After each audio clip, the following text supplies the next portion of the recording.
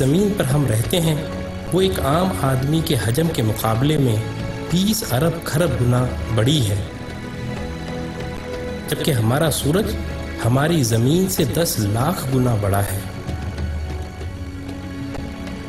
اس کے مقابلے میں ایٹا کورینائی نامی مشہور ستارہ ہمارے سورج سے بھی 50 لاکھ گنا بڑا ہے۔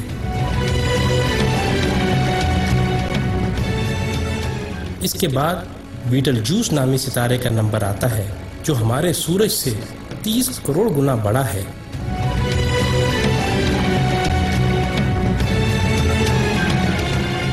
اور پھر وی وائی کینس میجورس نامی ستارے کی بڑائی کا تو کیا ہی کہنا، یہ ستارہ ہمارے سورج سے 1 ارب گنا بڑا ہے۔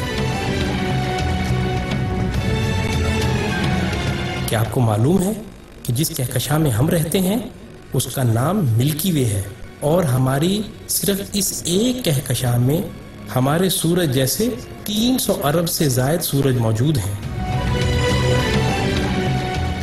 اور یہ کہکشاں اتنی بڑی ہے کہ اگر ہم کسی ایسی چیز میں سوار ہوں جو 1 سیکنڈ میں 3 لاکھ کلومیٹر کا فاصلہ طے کرتی ہو، یعنی 1 سیکنڈ میں زمین کے 7 چکر لگانے والا ہو، تو اس کو بھی ہماری کہکشاں کو پار کرتے کرتے 1 لاکھ سال لگ جائیں گے۔ اندازہ ہوا نا کہ ہماری کہکشاں کتنی بڑی ہے؟ لیکن نہیں، آئیں ہم آپ کو اپنی پڑوسی کہکشاں میں لیے چلتے ہیں جس کا نام اینڈرومیڈا ہے۔ وہ ہماری کہکشاں سے 2 گنی ہے، یعنی 2 لاکھ نوری سال وسیع و عریض ہے۔ لیکن یہ بھی چھوٹی ہے۔ M81 نامی کہکشاں ہماری کہکشاں سے 60 گنا بڑی ہے، جبکہ IC 1011 نامی کہکشاں ہماری کہکشاں سے 600 گنا بڑی ہے۔ اب سمجھ آ رہا ہے نا اللہ اکبر کا کیا مطلب ہے؟ اللہ اکبر، اللہ اکبر۔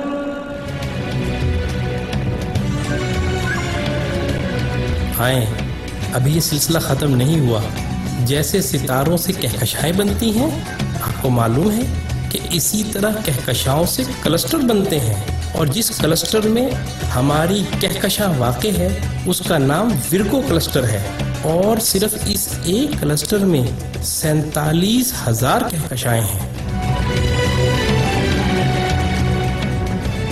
اور معاملہ ابھی یہیں ختم نہیں ہوا، کلسٹرز بھی آپس میں مل کر سپر کلسٹر بناتے ہیں، اور جس سپر کلسٹر میں ہم رہتے ہیں اس کا نام لوکل سپر کلسٹر ہے، اور اس سپر کلسٹر میں 100 کے قریب کلسٹر ہیں، اور اس سپر کلسٹر جیسے کم و بیش 1 کروڑ سپر کلسٹر ہماری کائنات میں موجود ہیں، جو ایک عظیم جال میں معمولی نقطوں کی مانند نظر آتے ہیں،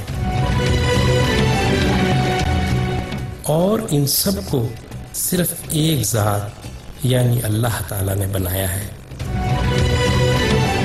تو اندازہ ہوا کہ اللہ کتنا بڑا ہے۔ یہی وہ کبریائی ہے جس کو قرآن سورہ زمر میں یوں بیان کرتا ہے، اور انہوں نے اللہ کی قدر ہی نہ کی جیسی اس کی قدر کرنے کا حق تھا۔ اس کی بڑائی کا یہ حال ہے کہ قیامت کے دن زمین اس کی مٹھی میں ہوگی اور تمام آسمان اس کے سیدھے ہاتھ میں لپٹے ہوں گے۔ یہ ہے اللہ اکبر کا صحیح مطلب، اور یہی وہ عظیم جملہ ہے جس کو سننے اور سمجھ لینے کے بعد